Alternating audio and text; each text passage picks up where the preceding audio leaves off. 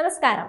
രാജ്യത്ത് വായു മലിനീകരണ തോത് ഉയർന്ന നിലയിലായതുകൊണ്ട് തന്നെ ഇലക്ട്രിക് വാഹനങ്ങൾ വാങ്ങുന്നതിനായി കേന്ദ്ര സംസ്ഥാന ഗവൺമെന്റുകൾ നിരവധി ആനുകൂല്യങ്ങളാണ് പ്രഖ്യാപിക്കാറുള്ളത്. ജനങ്ങളെ ഇലക്ട്രിക് വാഹനങ്ങൾ വാങ്ങുന്നതിന് പ്രോത്സാഹിപ്പിക്കുന്നതിനായി സബ്സിഡികളും നികുതി ഇളവുകളും ഒക്കെ ആ കൂട്ടത്തിൽ നൽകാറുണ്ട്.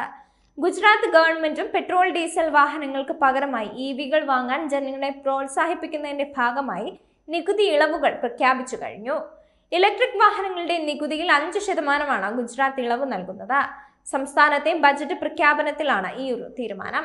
2026 മാർച്ച് 31 വരെയാണ് ഈ ഒരു ഇളവ് ഗവൺമെന്റ് ഉറപ്പു നൽകുന്നത്.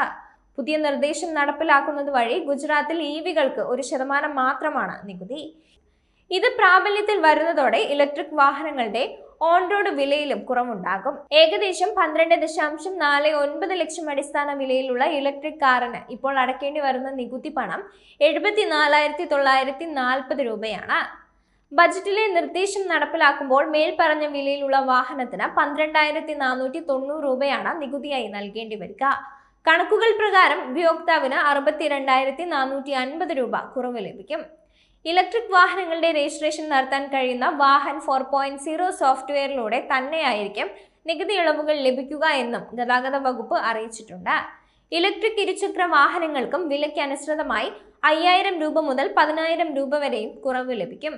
ഇലക്ട്രിക് വാഹനങ്ങളുടെ വിൽപ്പന കുറയുന്നത് മുൻനിർത്തിയാണ് ഗവൺമെന്റ് ഇത്തരമൊരു നീക്കം നടത്തിയിരിക്കുന്നത്.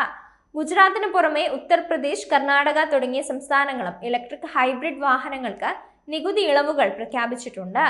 ഉത്തർപ്രദേശിൽ ഹൈബ്രിഡ് ഇലക്ട്രിക് വാഹനങ്ങളുടെ നികുതി പൂർണ്ണമായും ഒഴിവാക്കിയപ്പോൾ കർണാടക നികുതി ഇളവുകൾ നൽകുന്നതോടൊപ്പം തന്നെ ഇലക്ട്രിക് ഹൈബ്രിഡ് വാഹനങ്ങൾ നിർമ്മിക്കുന്ന കമ്പനികൾക്ക് സബ്സിഡിയും പ്രഖ്യാപിച്ചു കഴിഞ്ഞു.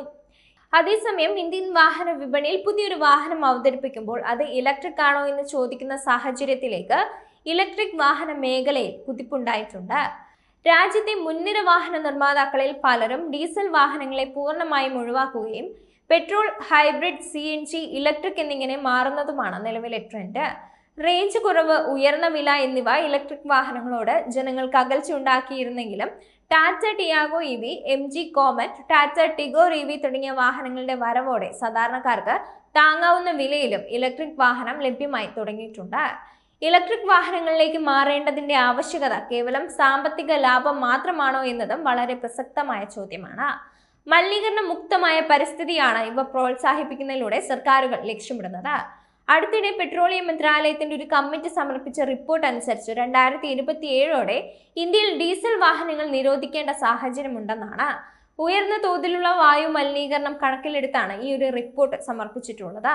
സാമ്പത്തിക ലാഭം കണക്കാക്കിയാൽ വളരെ കുറഞ്ഞ ദൂരം മാത്രം വാഹനം ഉപയോഗിക്കുന്ന ഒരാൾക്ക് ഇലക്ട്രിക് വാഹനം വലിയ ലാഭമൊന്നും ഉണ്ടാക്കില്ലെന്നതാണ് വസ്തുത.